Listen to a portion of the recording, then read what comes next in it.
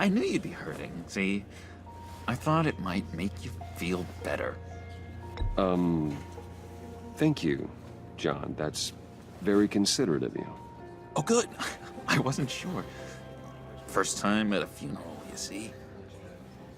People get upset at the littlest things. It hasn't been easy for me out here, you know? I'm the new guy now. It's the freedom that gets to you. There's so damn much you hardly know what to do with it. It's not like Arkham. Sometimes I miss those padded walls. You knew where the lines were drawn. Which ones not to cross. You can't possibly mean that. Arkham is hell. It was my home, Bruce. And home is where the heart is. I'm almost sorry that I convinced Dr. Leland to release me.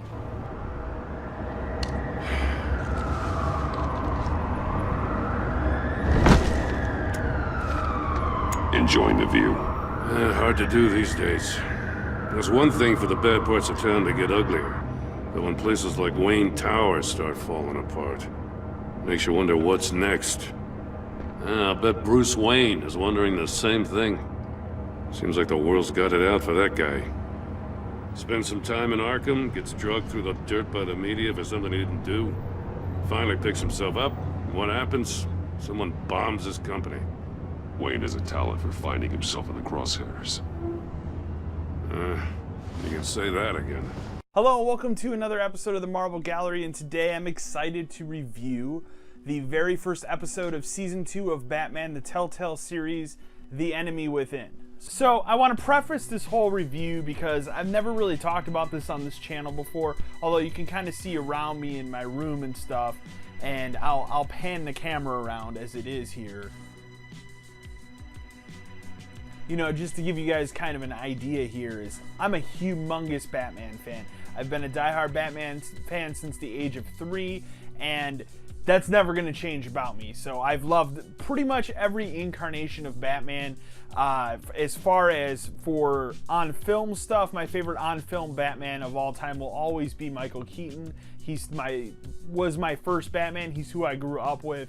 After that, it's going to go Ben Affleck for me, and then Christian Bale. But if you want to pick like the iconic voice of Batman, the person that is Batman, it's Kevin Conroy. He always has and always will be Batman. He has the perfect voice of both Bruce Wayne and Batman. And when I'm sitting down and I'm reading the Batman comics, which I read a lot of Batman comics, that's the voice that pops in my head as I'm reading Batman comics. So I'm a diehard Batman fan, and I showed you just a little bit of my shelf with some of my Batman stuff, but believe me, this room is adorned in Batman stuff. But I haven't really had an opportunity to talk about Batman on this channel, which is kind of unusual, I guess, if you want to think about it that way. Which is really kind of odd because obviously I started this channel calling it the Marvel Gallery, basically on Castlevania and my love of video games, but I'm a diehard Batman fan. So I went into the first season of Telltale's Batman series kind of very cautious, because if you don't know what Telltale games are, Telltale games, they've been around for a while, the Telltale company has, but they didn't really become popular until the Walking Dead game back in 2012, which kind of just changed everything about video games and making decisions while playing a video game. That whole series changed everything, and because of that, Telltale exploded with popularity, and they've kind of taken all these franchises in and are doing their own things about it. Some franchises have been, greenlit and seem like they are shoved right out the door with the game. Batman was one of them, as I believe it was announced in 2015, and we got it right away in 2016. Here we are in 2017, we're already on season 2 of it, but some of them are good, some of them are bad, but there is one thing I will say about Telltale games that always pisses me off, And I'm happy to say that it's not the case, at least with this first episode. And I will be reviewing each episode as it comes out. There'll be 5 in total. This is just the first one.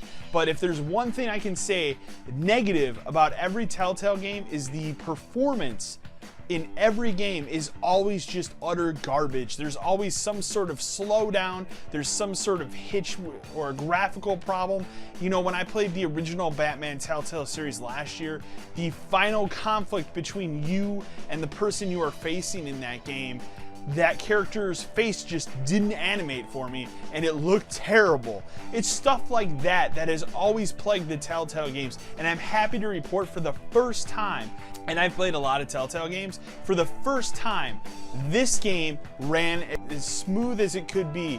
No problems whatsoever from beginning to end. I had no graphical issues. I had no hitches. There was no part that slowed down or got choppy. There were no frame rate issues. It just played smoothly. I played on the Xbox One.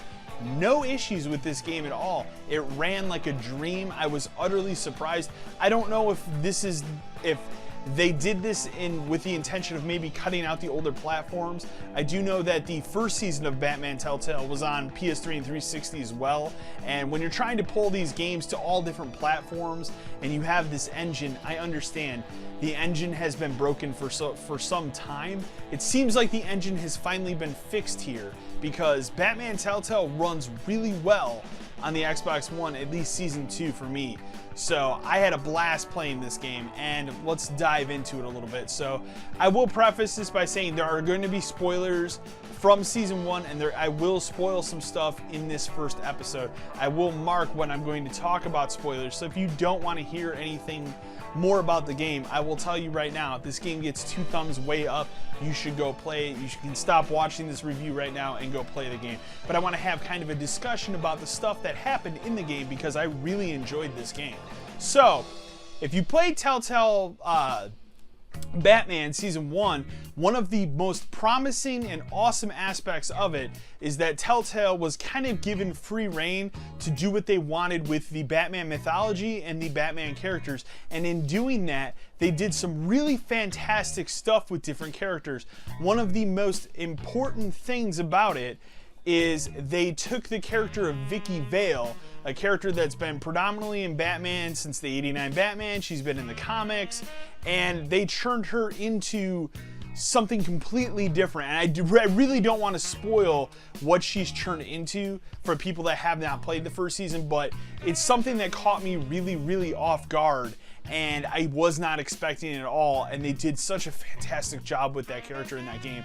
They also did a good job with Penguin and Oswald Cobblepot and his whole backstory, and one of the other more intriguing aspects of it was how they handled the Joker. And in order to explain what's going on in Season 2, I have to spoil a little bit of Season 1, so I apologize ahead of time. So in the 4th episode of Season 1, Bruce Wayne finds himself locked in Arkham Asylum for a very, very brief part of that storyline. And in doing so, he meets a character named John Doe. John Doe is the Joker. It is the Joker before the Joker has become the Joker, and he's white, but he doesn't have the lipstick on. But he's very pale white. The voice actor who portrays the Joker in this Telltale series is phenomenal. One of the best Joker voices I've heard in a while. And it's simply because this isn't a Joker that's just laughing or, doing typical Joker stuff. He's more down to earth. He's more centered. He's more focused on what he's saying, because he's not the Joker yet. He's kind of a half step there. But it's interesting because in this mythology, they decided for the first meeting of the Joker and Batman to be a character named John Doe and Bruce Wayne. So Batman and the Joker haven't actually met yet, like Batman in costume and Joker being the Joker. That's probably what's going to happen in Season 2 here of the Batman Telltale series. And yes, he comes back, but he kind of helps you escape Arkham Asylum in the original, in the first Batman Telltale game, but he he's a fantastic part of that story, and what I appreciated the most about it is I really like the character of the Joker. He's not my favorite Batman villain because I feel he's overused in just about every Batman story, but what I appreciated with Telltale's Batman is they used him in such a different way that I was very appreciative of, hey, he's here and he's going to be a bigger part of this storyline later, but he's not the central focus of this first story, whereas season 2 he's going to be the central focus of the story. It's very obvious. So getting to season 2 of this game, he's brought up a couple times, and there's a big scene with him. The scene is kind of funny and creepy and dark and weird at the same time. One thing that I'll say about the Telltale Batman series that I do also really like is that while it is rated M, kind of like Arkham Knight was rated M, this game really uses the advantages of being rated M a lot more than that game did. And that's what I appreciate. There's harsh language at times. There's language that you're not probably really used to hearing when you're reading a Batman story or watching a Batman movie. In the first season of the game, there definitely was some sexual content, something that you don't really see in a Batman game, but it was handled pretty maturely, and I appreciated that because, you know, that kind of stuff happens, and it's never really talked about in the Batman universe because the Batman universe is supposed to be for all ages. So making Batman Telltale rated M is really interesting, and it brings a whole new light to things. So you already have that going for it. You already have the fact that Telltale is taking the already established mythology of Batman and turning it on its head by doing different things with different characters, and they continue that trend in season 2, episode 1. So, and this is where I'm going to get into spoiler territory. The Riddler is here. So episode 1 is primarily focused on the Riddler. And one of the things that's really cool about this version of the Riddler compared to other versions is he's an older man. He's not a young guy just starting out. He's been the Riddler for a long time. And in this mythology, he was the Riddler when Bruce Wayne was a kid. And it's very much hinted at that he kind of knew who the Waynes were beforehand. And he's an older man. He's not used to someone like Batman standing up to him. I appreciated this aspect a lot. You know, one of the things that's bothered me about the television show Gotham recently is that they have this incessant need to make every villain older than Bruce Wayne, with the exception of Catwoman, and it really drives me nuts because I want some of these characters to be the same age as him. They don't all need to be 10 years older because that's just weird to me. And one of those characters that will be older in that universe is the Riddler. So this made a lot of sense to me, and it kind of is almost like I watched what the Riddler was like as a young man on Gotham, and now I'm seeing what he's like older on this Telltale game. So I appreciated that aspect of it a lot. And now, as far as the character of the Riddler is handled here, I think he's handled okay. He's kind of churned a little bit into like Jigsaw from the Saw movies a little bit with these puzzles, and every single puzzle he has is about killing someone, you know, and that part of it kind of bothers me a little bit. You know, the Riddler was never, at least growing up on the animated series, he was always an interesting and fascinating character, but he was never what I would consider a bloodthirsty villain. And just lately, the way he's been portrayed in a bunch of things has that kind of changed differently. And here, once again, he's portrayed as a bloodthirsty villain. That's fine, and it works for this established universe now, but I would have kind of liked to see them scale back. Unfortunately, the Riddler's only going to be in the first episode, and I'm not going to spoil, you know, why that is or anything like that, but he's only going to be in the first episode of this game. So that's kind of a bummer, but I felt that they did a decent job with him. I think the voice acting, and I will state this right now, the voice acting in this entire game, in this first episode, is tremendous. I think Troy Baker, you know, I was kind of bummed the first episode of season 1 at his voice acting, and then it grew on me throughout the 5 episodes. I think he's grown into a very good Bruce Wayne / Batman, and he does a really good job. As I've already stated, the guy doing the Joker's voice, and forgive me, I don't have his name written down here, he's incredible. He's one of the best Joker voices, I think, since Mark Hamill. And whoever's doing the voice of the Riddler, fantastic work as well. I like Jim Gordon's voice. Everyone does a good job with the voice work in this game. It's only continued since season 1 with having quality voice work. So putting that aside, there's a whole plot. The plot of at least episode 1 deals with the Riddler and taking him down, but then John Doe shows up.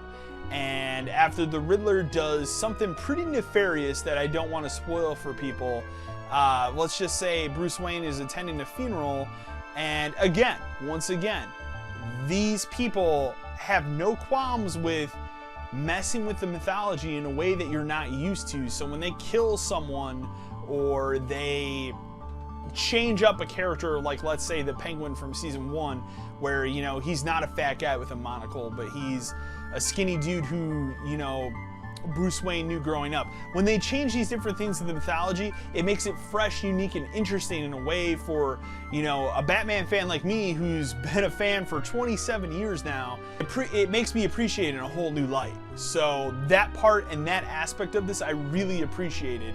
There's some really cool action sequences. I think the fighting has gotten a little bit tighter since season 1.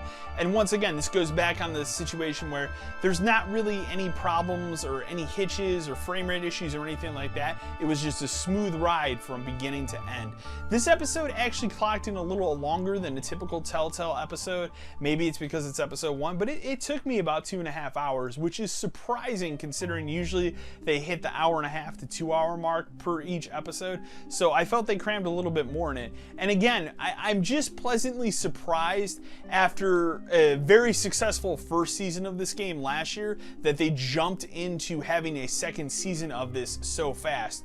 But if I were a betting man, I would obviously look at the numbers and probably tell you, I would venture to say without having this information in front of me, Batman's probably one of their most successful games simply because of the licensed property that it's based on.